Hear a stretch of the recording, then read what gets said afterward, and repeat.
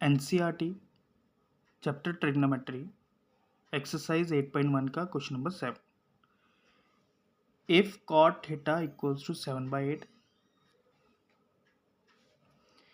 Evaluate 1 plus sine theta 1 minus sine theta upon 1 plus cos theta 1 minus cos theta. और second part prove find करना है cot square theta. तो cot theta हमें मिला हुआ है और कॉट थीटा का फॉर्मूला होता है बेस अपॉन परपेंडिकुलर। और देखो एंगल सेम है, इसमें एंगल थीटा है तो इनमें भी थीटा एंगल है ना। तो इस क्वेश्चन में भी हम डायग्राम नहीं बनाएंगे, तो लगा देंगे सीधा पीजीटी।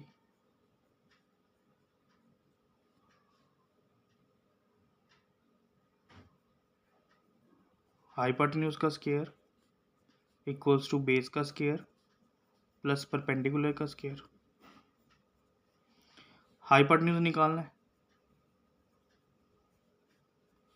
बेस आ गया 7 और परपेंडिकुलर आ गया 8।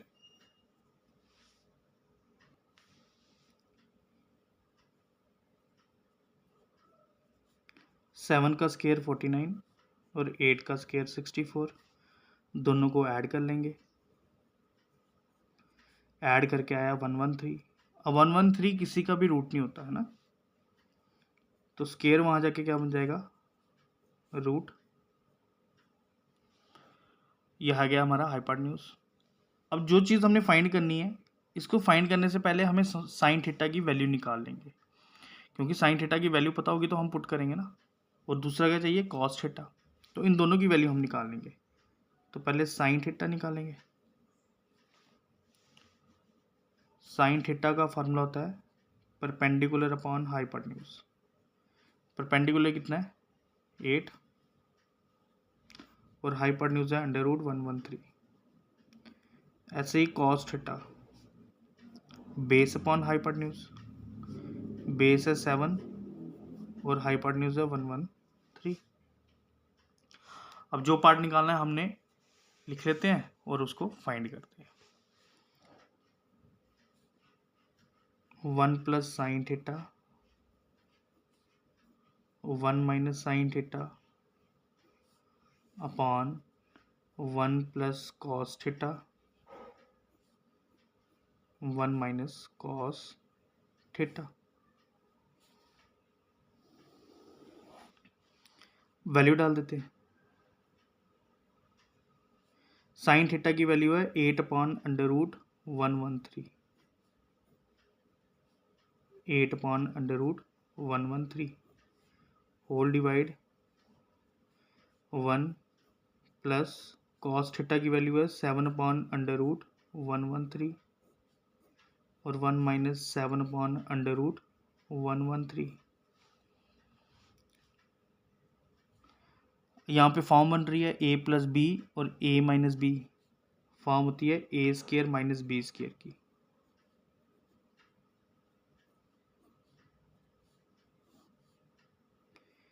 a square minus B square, यहाँ पे भी वही फॉर्म बन रही है a plus B a minus B. तो 1 का स्क्वायर हुआ 1, 8 का स्क्वायर 64 और √113 का 113। ऐसे ही 1 का स्क्वायर 1, 7 का स्क्वायर 49 और ये आ गया 113। अब ऊपर फ्रैक्शन में और है माइनस, फ्रैक्शन में और है माइनस, तो हम क्या करेंगे, एलसीएम ले लेंगे इसका। और इधर 1 है तो 113 एलसीएम आएगा। 113 को 1 से डिवाइड किया 113 और न्यूमरेटर से मल्टीप्लाई कर दिया तो 113 ही रहेगा। ऐसे इसको डिवाइड किया 1 आया, 1 को न्यूमरेटर से मल्टीप्लाई कर दिया 64। सेम यहाँ पे भी ऐसे ही बनेगा। 113 एलसीएम ले लेंगे, इसके डिनोमिनेटर में कुछ नहीं है तो डिवाइड करेंगे तो 113 आएगा। 113 को न्यूमरेटर से मल्टीप्लाई करेंगे 113, ये डिवाइड हुआ 1 आया, 1 को 49 से मल्टीप्लाई करो 49। अब इनके डिनोमिनेटर सेम है, न्यूमरेटर वाली टर्म का भी डिनोमिनेटर और इसका भी डिनोमिनेटर दोनों सेम है, तो वो कट गए तो ये बन गया 113 माइनस 49 64 और 113 माइनस 49।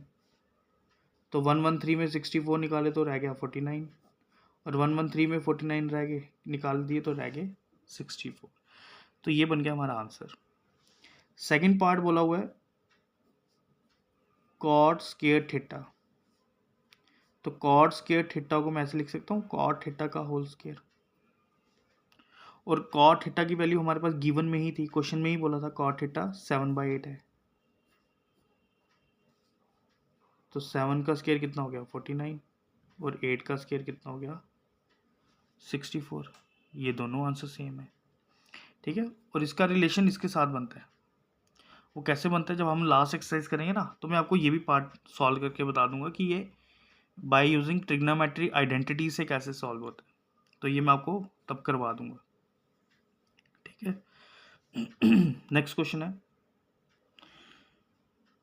क्वेश्चन नंबर 8 है if 3 cot a equals to 4।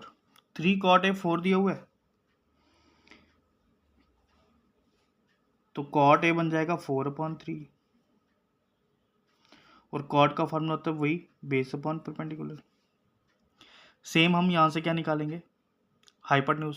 तो चेक कर लो पहले, जो एंगल हमें गिवन है उसी एंगल पे हमने बाकी ट्रिग्नोमेट्री रेशियो सॉल्व करनी है। बिल्कुल सही, बिल्कुल सेम है। तो इसमें भी हमें ट्राइंगल बनाने की ज़रूरत नहीं है, तो हम बिना ट्राइंगल के ही निकाल लेंगे। लगा देंगे पाइथागोरस थ्योरम। हाइपोटेन्यूज का स्क्वायर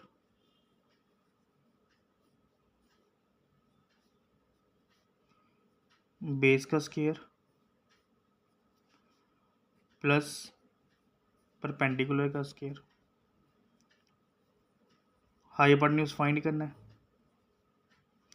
बेस आ गया 4 का स्क्वायर और परपेंडिकुलर आ गया 3 का स्क्वायर।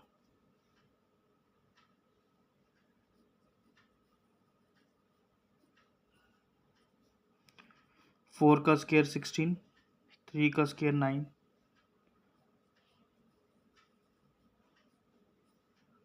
9 और 16 हो गया 25 और स्क्वायर वहाँ जाके क्या हो जाएगा रूट, और 25 का रूट क्या है 5।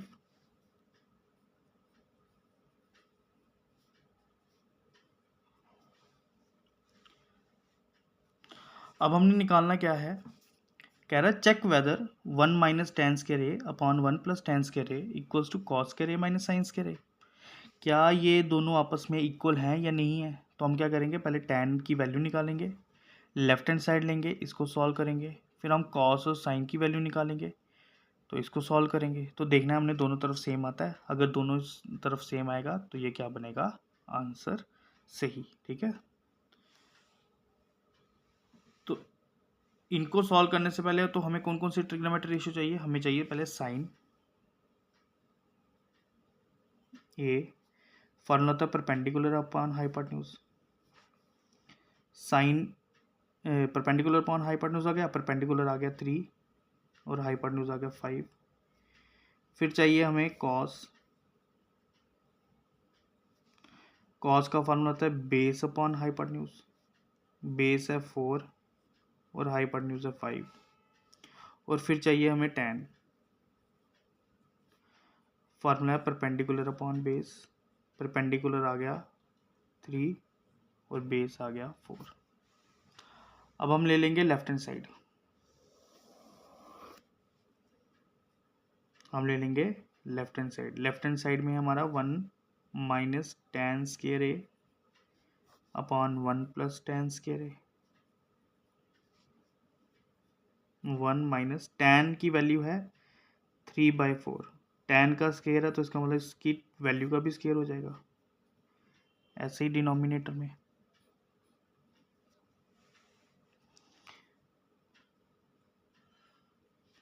थ्री का स्क्वायर 9, 4 का स्क्वायर 16, ऐसे यहाँ पे 3 का स्क्वायर 9, 4 का स्क्वायर 16।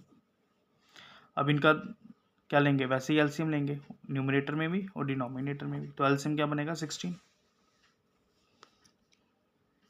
तो एलसीएम ले लिया 16, तो बन गया 16 माइनस 9 नीचे भी एलसीएम 16 तो बन गया 16 + 9।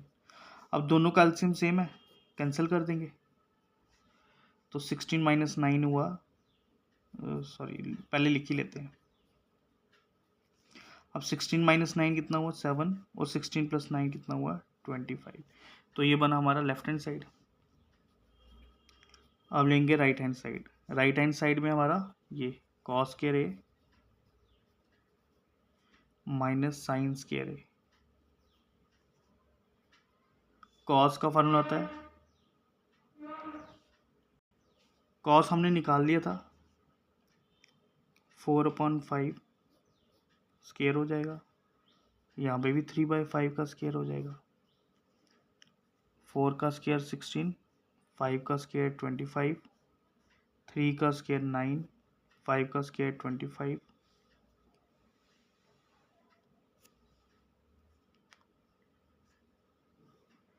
एलसीएम सेम है तो न्यूमरेटर में टर्म भी सेम आएंगी, तो 16 - 9 निकाले तो ये भी क्या हो गया सेम। तो लेफ्ट हैंड साइड और हमारी राइट हैंड साइड क्या आ गई बराबर।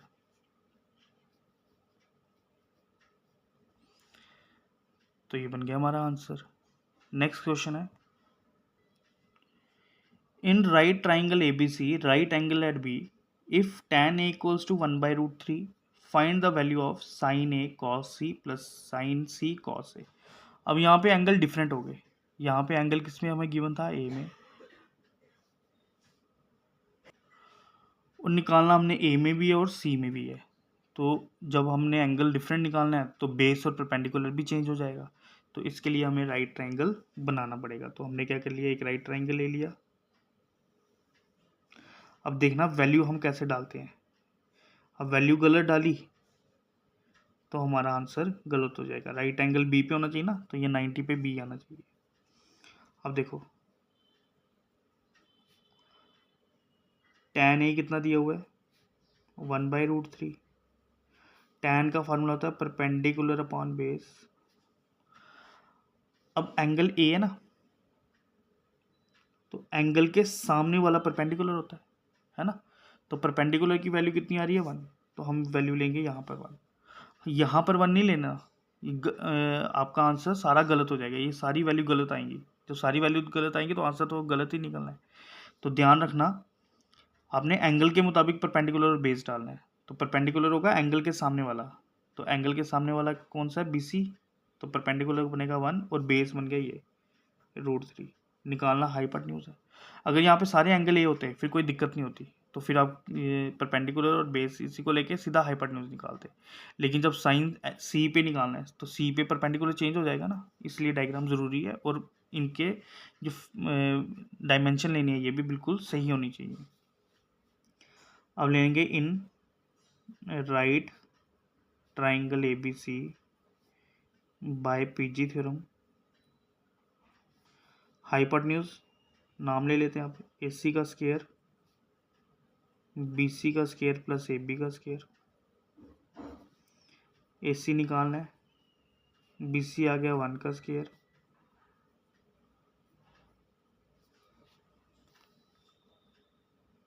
स्क्वायर से रूट कैंसिल हो गया, 1 का स्क्वायर 1 और ये 3 रह गया, 3 और 1 4, स्क्वायर वहाँ जाके बना रूट, 4 का रूट क्या होता है 2। यूनिट ले लेंगे क्योंकि ये किस में है हमें नहीं पता, तो इसलिए हमने यूनिट ले लिया। ठीक है, अब क्या क्या रिक्वायरमेंट है, साइन ए चाहिए, साइन सी चाहिए, साइन सी चाहिए, कॉस ए चाहिए। कॉस ए इधर से ही निकाल लेंगे, साइन कॉस सी साइन ए। तो 4 चीज़ें चाहिए हमें। पहले चाहिए साइन ए, साइन का फॉर्मूला होता है परपेंडिकुलर अपॉन हाइपोटेन्यूज। तो ए के अकॉर्डिंग परपेंडिकुलर कौन बनेगा, सामने वाला, तो हाइपोटेन्यूज 2 ही है। ऐसे ही साइन सी भी चाहिए, तो सी में परपेंडिकुलर कौन होगा, सामने वाला, सामने कौन आ गया √3/2। ऐसे निकालेंगे cos A, formula base upon hypotenuse. अब ए के अकॉर्डिंग बेस कौन आएगा, ये √3, हाइपोटेन्यूज 2, कॉस सी निकालेंगे। अब इस एंगल के मुताबिक बेस कौन बनेगा, ये BC, यानी BC कितना है 1/2 आ गया। अब लेंगे पहला part, sign A cos C sign C cos A. Value डाल देंगे, साइन ए की वैल्यू कितनी है 1/2, कॉस सी की वैल्यू कितनी है 1/2, ये है √3/2 और ये भी √3/2, करो मल्टीप्लाई, 1 1 ज़ा 1, 2 2 ज़ा 4, √3 3 बना, 2 2 ज़ा 4, एलसीएम सेम है तो न्यूमरेटर में टर्म भी सेम आएगी, ये बन गया 4/4, कैंसिल किया तो आंसर कितना आ गया 1। ठीक है, नेक्स्ट पार्ट है cos A cos C sign A sign C. Cos A की वैल्यू आ गई √3/2 और कॉस सी की वैल्यू 1/2, साइन ए की वैल्यू 1/2, साइन सी की वैल्यू √3/2, मल्टीप्लाई कर लो, √3 1 ज़ा √3, 2 2 ज़ा हो गया 4, 1 इंटू √3, 2 2 ज़ा 4, दोनों सेम है, कैंसिल हो गया, आंसर कितना आ गया 0। ठीक है, ये हो गया आपका क्वेश्चन नंबर 9। नेक्स्ट क्वेश्चन है क्वेश्चन नंबर 10।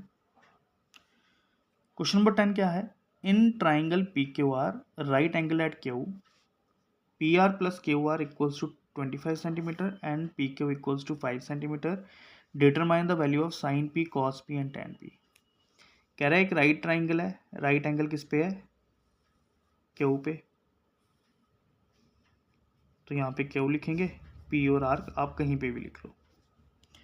ठीक है, PQ 5 सेंटीमीटर है और इन दोनों का सम जो है 25, इन दोनों का सम कितना है 25, तो हम इसी को लेते हैं, PR प्लस QR 25 मिला हुआ है, एक की वैल्यू निकाल लेते हैं, तो QR को उधर भेज देंगे, माइनस हो गया। अब ले लेंगे राइट ट्राइंगल PQR और इस पे अप्लाई करेंगे पाइथागोरस थ्योरम। पाइथागोरस थ्योरम क्या होती है, हाइपोटेन्यूज का स्क्वायर, तो इस फिगर में हाइपोटेन्यूज कौन आ रहा है PR, बेस का स्क्वायर QR और परपेंडिकुलर का स्क्वायर यानी PQ का स्क्वायर। PR की वैल्यू हमने फाइंड की कितनी 25 माइनस QR, स्क्वायर आ गया, QR का स्क्वायर और PQ की जगह आ गया 5। यहाँ पे आइडेंटिटी बन रही है A माइनस बी का होल स्क्वायर, A का स्क्वायर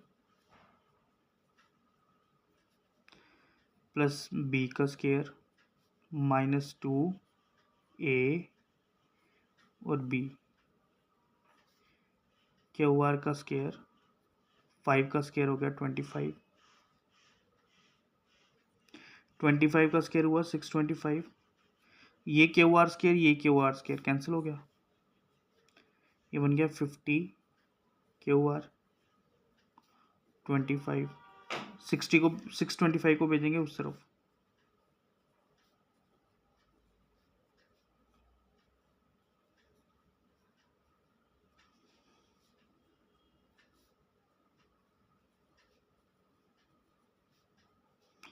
-600 आ गया, माइनस माइनस कैंसिल हो गए, 1 0 के साथ कैंसिल, 5 कितने सा 60, 12 सा, तो QR की वैल्यू कितनी आ गई 12 सेंटीमीटर और PR की वैल्यू निकाल सकते हैं अब हम, 25 माइनस QR था और QR की वैल्यू है 12, तो PR निकल गया हमारा 13 सेंटीमीटर। अब हमने निकालना सबसे पहले sine P, perpendicular upon hypotenuse. अब पी के अकॉर्डिंग परपेंडिकुलर कौन आएगा, सामने वाला। तो सामने है 12 centimetre upon 13 centimetre, centimetre centimetre cancel, इसलिए लिख नहीं रहे। Cos P base upon hypotenuse, तो पी के अकॉर्डिंग बेस कौन बनेगा, ये पी क्यू है 5 और hypotenuse 13। tan P perpendicular upon base, तो पी के सामने वाला परपेंडिकुलर, ठीक है। तो ये वैल्यू होगी, निकला ही तो है, निकल आया हमारा आंसर, ठीक है। अब देखो हमने डायग्राम बनाई तो हमें हर क्वेश्चन में परपेंडिकुलर देखना पड़ा, हर पार्ट में। इसमें हाइपोटेन्यूज तो सेम रहता है, परपेंडिकुलर और बेस चेक करना पड़ा। लेकिन जो हमने बाकी क्वेश्चन किए थे, जैसे 8th क्वेश्चन किया था, इसमें हमने ट्राइंगल ही नहीं बनाई। जब ट्राइंगल बनाओगे थोड़ी कन्फ्यूजन हो सकती है कि परपेंडिकुलर कौन सा ले, गलती लग सकती है। लेकिन बिना ट्राइंगल में आपको कोई कभी गलती नहीं लगेगी। तो वो कब निकालना है, जब एंगल क्या होंगे, सबके सेम होंगे। अगर इधर एक भी एंगल चेंज होता ना, ए की जगह सी आया था या सी की जगह बी होता, तो फिर हम बिना ट्राइंगल के सॉल्व नहीं कर सकते, फिर हमें ट्राइंगल देखनी पड़नी थी। क्योंकि एंगल चेंज हुआ तो परपेंडिकुलर और बेस चेंज हो जाएंगे, इसलिए, ठीक है। अब आ गया question number 11।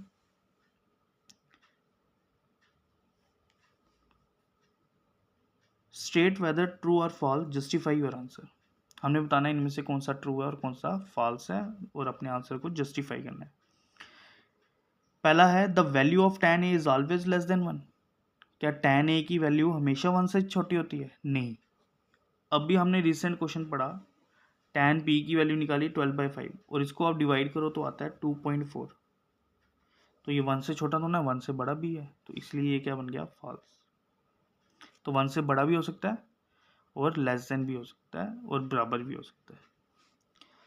sec a equals to 12/5 for some value of angle A. क्या एंगल ए की sec a में, क्या ये हमारा आंसर हो सकता है किसी का? तो फार्मूला लगाएंगे sec का, हाइपोटेन्यूज अपॉन बेस। तो अगर हाइपोटेन्यूज बेस से बड़ा आ रहा है तो परपेंडिकुलर भी हाइपोटेन्यूज से क्या होगा, छोटा होगा। तो ये आंसर बन सकता है। तो ये हो गया ट्रू। कॉस एब्रीवेशन बोल रहा है किसकी है, कोसेकेंट की। क्या ये ट्रू है, नहीं, ये है फॉल्स। क्यों? क्योंकि कोसेक की एब्रीवेशन हम क्या यूज करते हैं, कोसेक, और कॉस की एब्रीवेशन किसकी होती है, कोसाइन की। तो इसलिए ये क्या बना, false. Cot a is the product of cot and a. ये जो हम ट्रिग्नोमेट्री रेशियो लिखते हैं, तो क्या ये ट्रिग्नोमेट्री रेशियो और एंगल का मल्टीप्लिकेशन होता है, बिल्कुल नहीं। ये हम ट्रिग्नोमेट्री रेशियो और उसका एंगल लिखते हैं, तो इसलिए ये क्या बना, false. Sine theta equals to 4/3 for some angle theta. क्या इस एंगल की वैल्यू 4/3 हो सकती है, बिल्कुल नहीं हो सकती। क्यों? क्योंकि फार्मूला होता है परपेंडिकुलर अपॉन हाइपोटेन्यूज। तो हाइपोटेन्यूज जो है वो हमेशा बड़ा होता है परपेंडिकुलर से भी और बेस से भी, लेकिन इस केस में परपेंडिकुलर बड़ा आ रहा है हाइपोटेन्यूज से, जो पॉसिबल नहीं है। पॉसिबल नहीं है तो ये किसी भी एंगल की वैल्यू नहीं हो सकती, ठीक है। तो ये होगी हमारी एक्सरसाइज 8.1 खत्म। नेक्स्ट एक्सरसाइज में हम पढ़ेंगे एंगल्स के बारे में।